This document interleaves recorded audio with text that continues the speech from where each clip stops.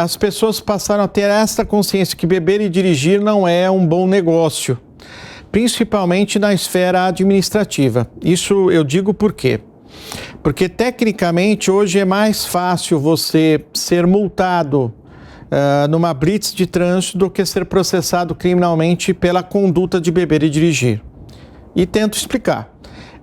Se você hoje for flagrado numa blitz e se recusar a fazer o teste do bafômetro, você já será multado como se você estivesse alcoolizado. Ou seja, você vai ter toda a questão da multa, que é uma multa que dói no bolso, então ela é educativa, né? Quase R$3.000 de multa. Você vai ficar 12 meses sem dirigir e a certeza da punição ela é latente, ou seja, você será punido mesmo recorrendo administrativamente disso. Já o crime não.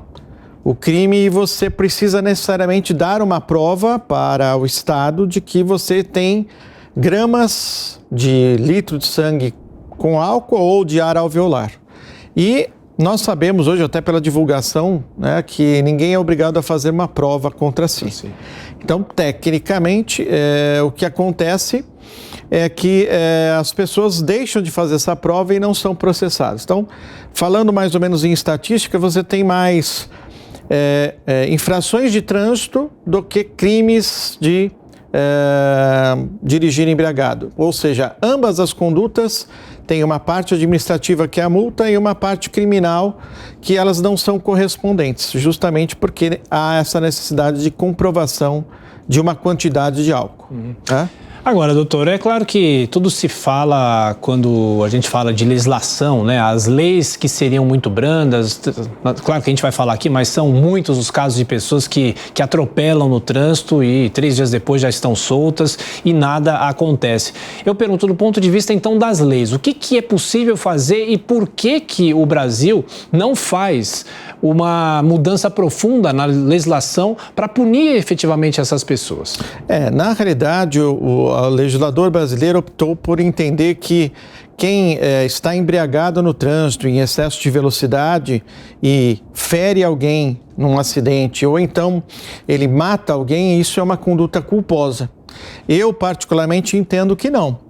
Eu entendo que essa conduta ela é dolosa, não daquele chamado dolo direto, que a pessoa quis o resultado, mas o chamado dolo indireto ou eventual, que a gente chama que ele assumiu o risco de produzir o resultado, lesão corporal ou morte.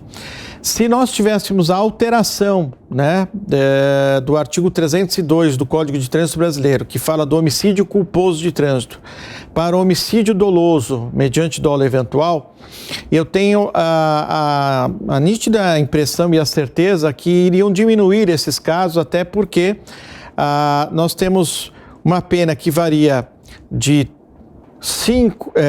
3 a 5 anos, ou seja, que nós sabemos que ao final isso não vai reproduzir numa prisão e as pessoas têm a ideia de punição como prisão, ou seja, para que alguém seja punido ele tem que ser preso e no homicídio culposo de trânsito ninguém será preso, porque pelo próprio fato de ser culposo eu posso substituir essa pena por prestação de serviço à comunidade. Já no dolo isso não é possível, eu não posso substituir a pena. E eu tenho uma pena que varia de 6 a 20 anos. Ou seja, uma parte daquela penalização daquele indivíduo ele cumprirá preso, que é o anseio da sociedade. As pessoas não aguentam mais ver aquilo que você acabou de comentar, uma pessoa que mata no trânsito embriagada, com excesso de velocidade, e que é presa em flagrante e depois de 2, 3 dias está solta e responde o processo em liberdade. Então, este não é mais o anseio da sociedade. A sociedade entende que isso é um crime, como os outros crimes que nós conhecemos, o furto, o roubo e etc., e que isso deve gerar o quê? Uma penalidade de cadeia, assim, ou seja, uma prisão. Enquanto isso não for alterado pelo legislador e enquanto isso não for uma política pública de Estado, ou seja, do governo federal, dos estados e do município, infelizmente nós vamos nos acostumar a ver cenas como essa que comumente vemos, né, sempre Eu estou aqui comentando, a Jovem Pan está falando desses acidentes horríveis que acabam com a vida de várias pessoas, com pai de família, e geram uma dor enorme para a sociedade, em que não há uma punição efetiva. Sem dúvida. Doutor Maurício Januzzi, conversando conosco aqui no Diálogo Jovem Pan, advogado especialista em legislação de trânsito. Doutor, quando se fala sobre o trânsito, a gente imagina que existam inúmeros delitos envolvendo o trânsito, dos mais simples aos mais complexos, né? Como a gente costuma falar. Isso falou, se a pessoa é pega dirigindo embriagada, ela pode ficar até 1 ano sem dirigir. Mas a gente sabe que todo ano as pessoas renovam as carteiras de motorista, ou pelo menos a atualização da carteira, o registro, no caso aqui de São Paulo, o Detran, e muitas vezes o que acontece é que as pessoas ficam com esses documentos totalmente irregulares e continuam circulando, porque no caso aqui de São Paulo tem pouca fiscalização. Quantas pessoas são paradas por dia aqui em São Paulo, a não ser que nós tenhamos essas blitz específicas para constatar se a pessoa está embriagada ou não, né? O senhor concorda? Eu concordo e já falei isso, já até fui convidado pela comissão e também pelo batalhão de trânsito para falar sobre isso. Enquanto nós tivermos blitz específicas para combater, por exemplo, a embriaguez do trânsito, os aplicativos hoje já permitem saber onde eles estão, as pessoas já sabem onde estão e vão evitar aquele local. Uma outra coisa constatada em blitz de trânsito é que só verifica a embriaguez, não verifica o restante do carro. Se existe droga, se existe transporte de armas ilegais ou de outras questões. Então, é necessária uma integração dessa polícia em saber que a polícia de trânsito não é só a polícia para ver o bafômetro ou para ver a irregularidade da sua CNH, mas também para outras questões. E já dei essa ideia, lanço essa ideia para o governador do estado, de que cada viatura da Polícia Militar, seja de trânsito ou não, tenha um bafômetro, tenha um componente que você possa parar aleatoriamente uma pessoa ou parar uma pessoa que você suspeita de que está embriagada e tenha em mãos a possibilidade de fazer aquele bafômetro ou de então conduzi-la a um distrito policial em flagrante delito pelo artigo 306 do Código de Trânsito, que é a embriaguez ao volante.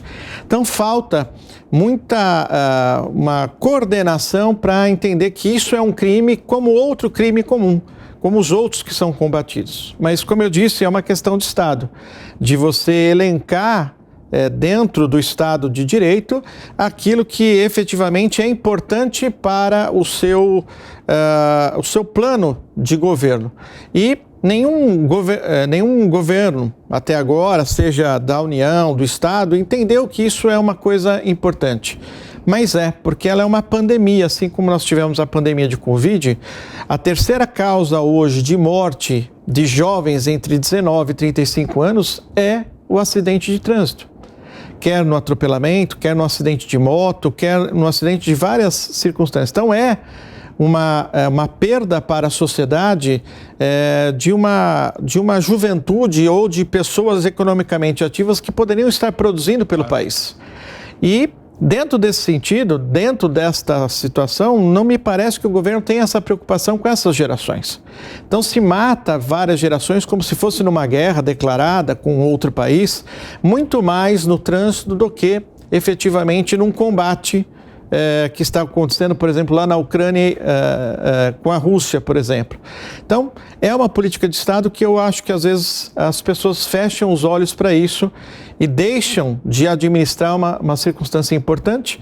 Além do que, se me permite falar, aquelas pessoas sequeladas, elas vão gerar também questões ao SUS, ao Sistema Único de Saúde, em que elas vão ter que ser reabilitadas, fazer uma fisioterapia que é um custo para o governo.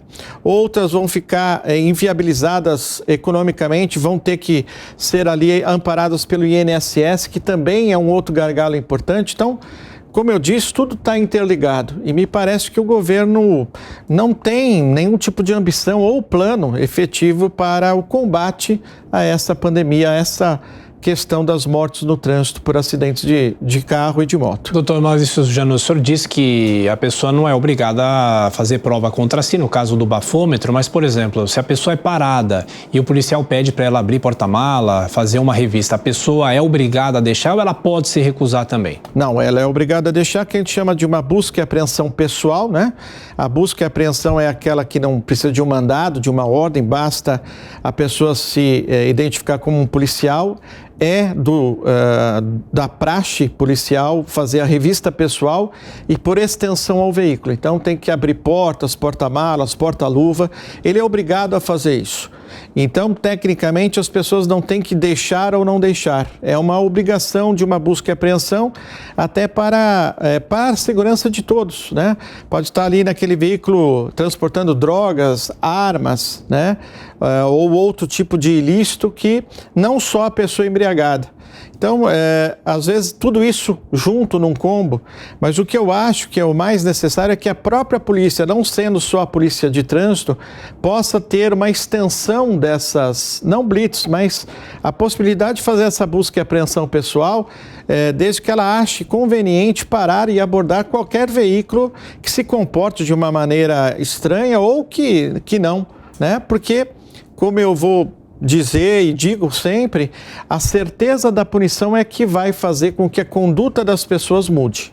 Se eu vou beber e dirigir e eu tenho certeza que não haverá uma blitz, ou tenho certeza que essa blitz será em um determinado lugar a qual eu não vou passar, eu ainda vou continuar fazendo ou tendo esse tipo de conduta. Ao contrário que se eu tiver a certeza de que eu posso ser parado por qualquer viatura policial, seja da Guarda Civil Metropolitana, seja da Polícia Militar, e essa pessoa possa me autuar, a chance de eu ser pego é maior. Portanto, a certeza da punição é maior e eu vou mudar a minha conduta. E hoje até o celular indica que há blitz, né? Exatamente. As pessoas até acabam se combinando. Olha, tem uma blitz na avenida tal, então Exato. não passe por lá. Exato. Então tem essa combinação de saber onde está a blitz especificamente.